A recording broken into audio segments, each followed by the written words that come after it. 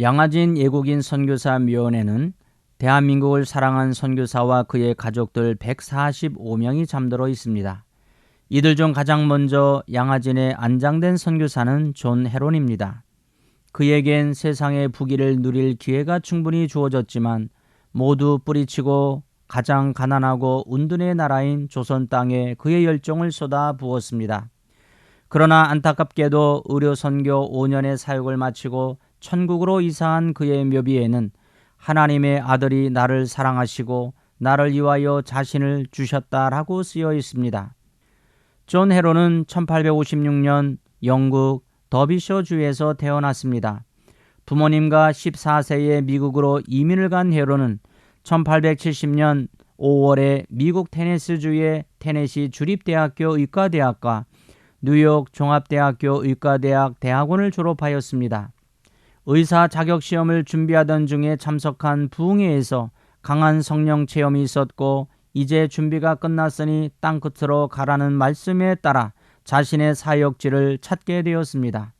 선교 잡지를 읽던 존 헤론은 조선의 이수정이 쓴 조선에 선교사를 보내달라는 편지를 보게 되었습니다.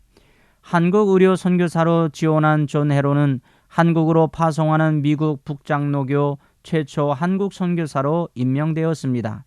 한국에 입국하기 전 일본에 2개월 동안 머물며 이수정에게 조선말을 배우고 문화를 익힌 후 1885년 6월 21일 서울에 도착하였습니다. 이수정은 조선 말기의 개신교 신자이자 성경 번역가로 한국인 최초의 세례자입니다. 그는 아직 복음을 알지 못하는 조선에 선교사를 파송해 달라는 편지를 미국 교회에 2차례 보냈습니다. 이 편지는 선교 잡지 미셔너리 리브에 실리게 되었고 이 일은 많은 미국 선교사들이 조선 땅을 밟는 징검다리 역할을 했습니다. 이 사건으로 이수종은 조선의 마게도냐인이라는 명칭을 얻게 되었습니다. 이수종은 또한 성경 번역에 대한 사명을 가지고 1885년 미국 성경공회 루미스 선교사와 함께 마가복음을 한글로 번역한 최초 한글 성경 신약전서 마가복음서 언해를 출판하였습니다. 언더우드 아펜젤러 선교사가 조선에 첫 발을 들여놓을 때 가지고 왔던 한글 성경이 바로 이것이었습니다. 조선에 도착한 헤론은 의료 사역과 문서 사역을 하였습니다. 선교사 알렌과 언더우드와 함께 강해원에서 의료 사역을 시작하여 강해원 2대 원장과 고정 황제의 시의가 되었습니다. 또한 왕족과 양반 계급을 위한 강해원을 제중원으로 바꾸어 모든 백성들이 의료 혜택을 누릴 수 있도록 하는데 큰 역할을 감당하였습니다. 또한 그는 언더우드와 올링거 선교사와 함께 1890년 조선 선교 서회를 창설해 의료 선교뿐 아니라 기독교 문서 사역에도 힘을 쏟았습니다. 이를 통해 수많은 초기 한국교회의 전도 문서들이 출판되었습니다.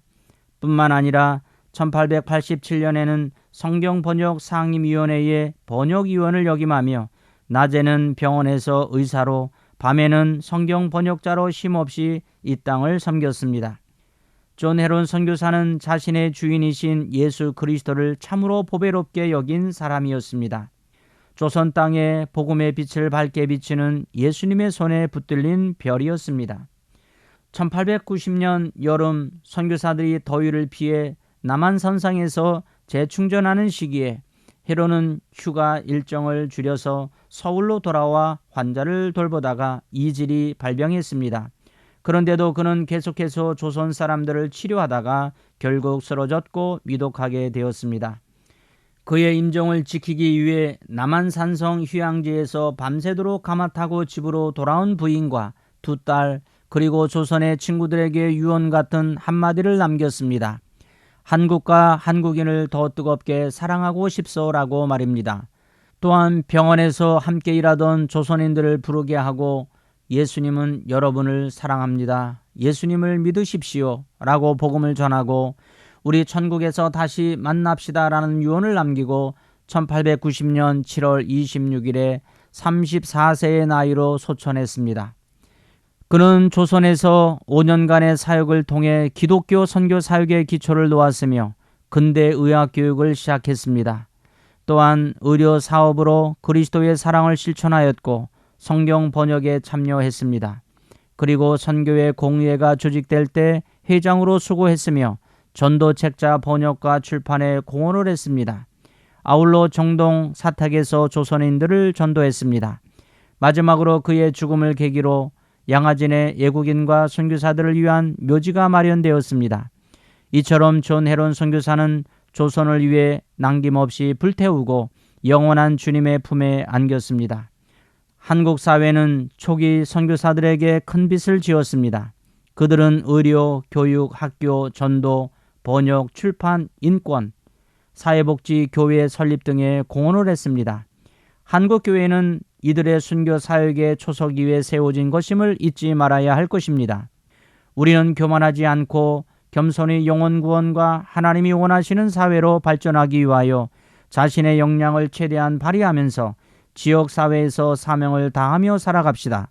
그리고 참으로 어려운 시대적인 환경 속에서도 헌신한 선교사들에게 감사하면서 나의 삶과 사역 속에서 비전을 찾아 조금 더 힘을 내어 승리하시길 예수 그리스도의 이름으로 축복합니다.